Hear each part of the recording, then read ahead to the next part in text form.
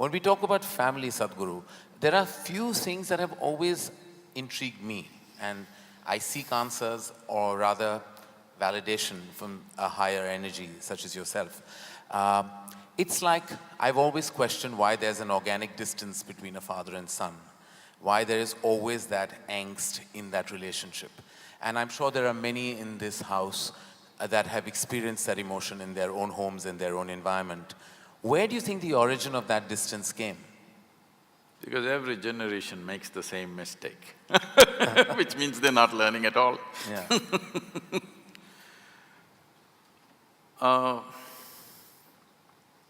When we say family, in Italy, family meant crime. Crime. Yeah, mafia was always referred to as the family. Family. Yes. So in a way, it's a kind of crime. It is the most basic institution in the making of a society, but it does not mean you must remain basic, because this is a biological identity that we have. Biology is a reality, we can't deny it.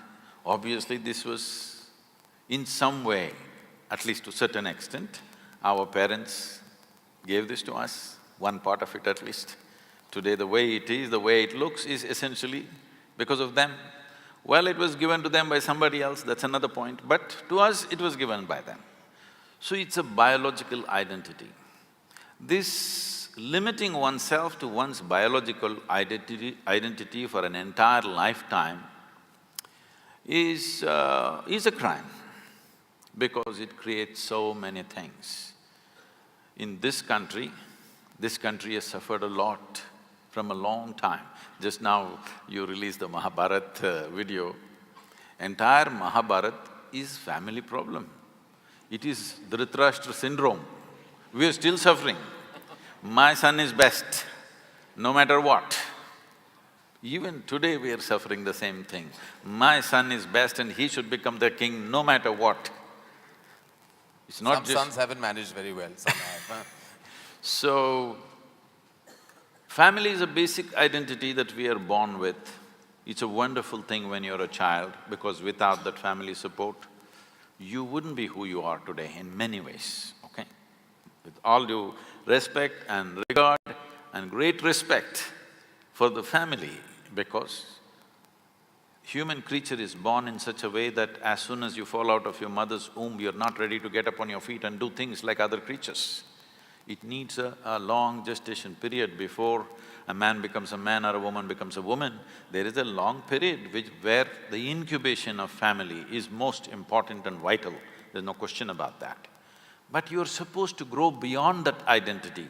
But a whole lot of people just never grow beyond that identity, for which they suffer, and sometimes if they're born in certain places, they make the entire nation suffer.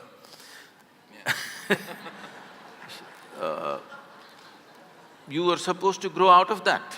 As a child, it's most vital that you're identified with the family. But as an adult, you're supposed to grow beyond your biology, because biology is the most basic identity. One has to grow beyond that. So having said that, is it necessary that every father and every son has to have some kind of angst? It is not about father and son, it is just two men being accommodated in the same home. When you were 8, 10, your father was godlike. So this problem started after you became 15, 16, when you want to be a man and there's not enough space. This big man is occupying too much space, and that man thinks this is my space and who's this? They can't recognize each other as father and son, because now there is no father and son, there are two men in the same house and there's not enough space. This happens not just in human families. Every creature, whether it's an elephant or a buffalo or whatever, in every creature's life, this happens, that there will be some friction and either the younger one goes out or the older one goes out.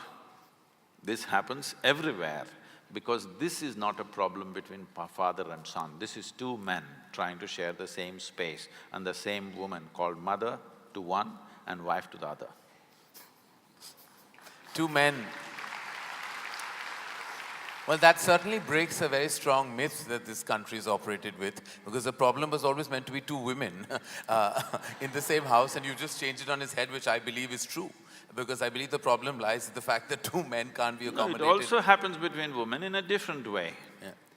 But women have a way of covering their frictions in certain way. They do it in a certain way, in a feminine way. Yeah. Men will do it in more head-on.